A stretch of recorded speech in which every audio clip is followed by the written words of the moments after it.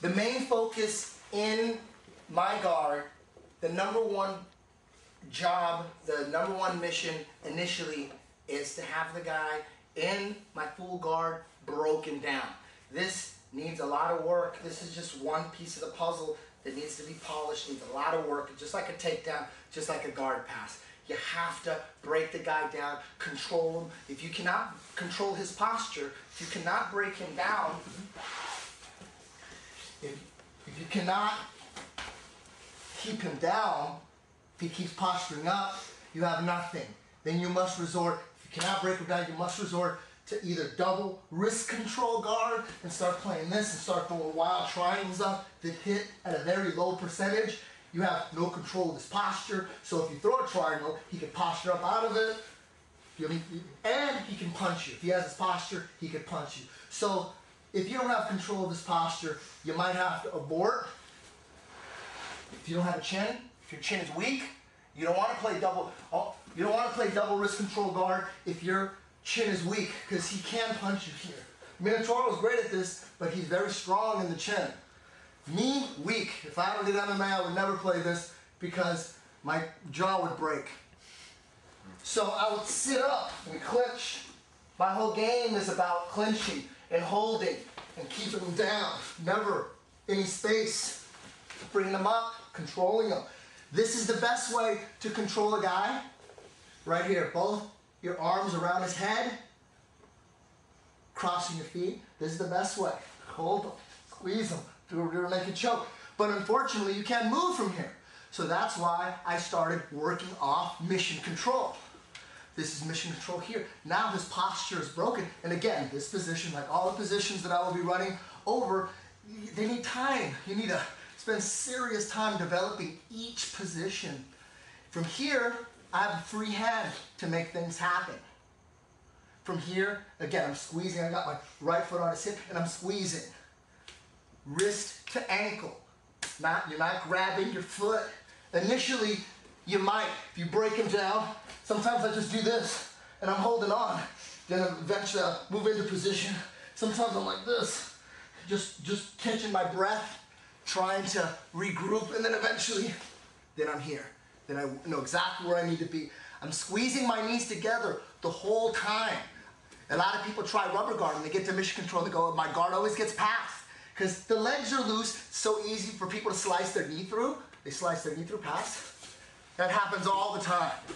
So it's very important, once you break them down, always squeeze or always squeeze. I mean, there's never any looseness. You must develop squeezing endurance. Something else that you need to develop. So from here, when I'm in mission control here and he's completely broken down, there's no way he's going to be able to punch me and hurt me. It's impossible. The only way he can hurt me is if he postures up, and then we're playing this again. Now he can hurt me. But in mission control, can't punch me. My forearm is in his neck, in his collarbone. It's not over the top. It's never over the top. It's in his collarbone. Leg curl, this is coming down, and we're here. My elbow's coming into his collarbone, squeezing my knees together. Now I assess the situation. In no-gi grappling without punches, you can't hit. So you have to, the first thing I always do from here in mission control is to assess the situation, and I would like to catch his hand on the mat. If his hand is already on the mat, I'm going to keep it there. Very important. Either I want his hand on the mat in the guard, so I'm thinking either his hand on the mat or his elbow right here, so that I could start attacking, right, his arm. So I either want this or this. That's all I want. So in mission control, if I could force his hand to the mat, I do the zombie. This is what I always go to first. And once that hand's on the mat, I'm going to keep it there by hugging the knee. Now this is the most important position that no one really has gotten yet. BJ Penn's been playing a little rubber guard, but he's not hugging the knee. Once you keep the hand on the mat, you're hugging the knee to keep the hand on the mat, and from keeping him from pulling out. Because the next step from here, now that I have the hand on the mat, and what does the hand on the mat mean? It means that I have an opportunity to get to the Jew claw here, right here, where he can't punch it to me. This is where I want to be. and you want to be here as fast as you can. That's one option. You can get to the invisible collar as fast as you can. That's another option, but that could lead to this too. But this is where I want to be. Holding him tight to me. I'm doing a lock down here. I'm pinching my knees together. That's where I want to be. But so, once the hand's on the mat here, we can get to the Jew claw. We could also get to Shigeki's favorite. We could just finish the fight here with a gogo plata, loco plata, or use all these setups to trick him into falling into a triangle. It's all right there. But I like to clear the neck, get over here as fast as possible. Why do I want to get right here?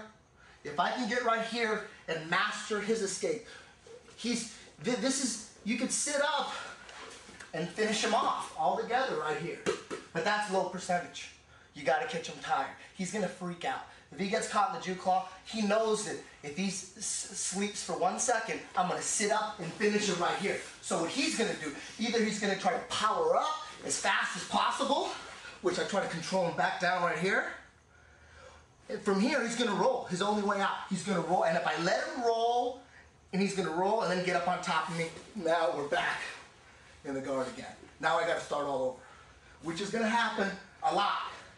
But if I master his escape, if I know he's going to escape, and I'm squeezing here, I'm squeezing my knees together, upward motion on his elbow, downward motion on his shoulder, controlling his wrist here, pulling him towards me. He wants to roll, I'm going to slow him down. Slow him down, let my legs out wide. Then I palm strike his hip. I'm inside control. I just swept him with the guard pass included. That's one of the most common paths I take all the time. You must master that. You must master his escape. That's a legit escape. Very legit escape. If I'm here and I'm not controlling his body, and if I'm just sitting here and he rolls as fast as he can, he's going to get on top. He rolls as fast as he can when he's on top. That's a legit escape. People escape that way all the time. But if I'm here and I master this position, put a lot of time into it, control his wrist, I'm pulling on his hip, I'm not doing this. I'm not doing this.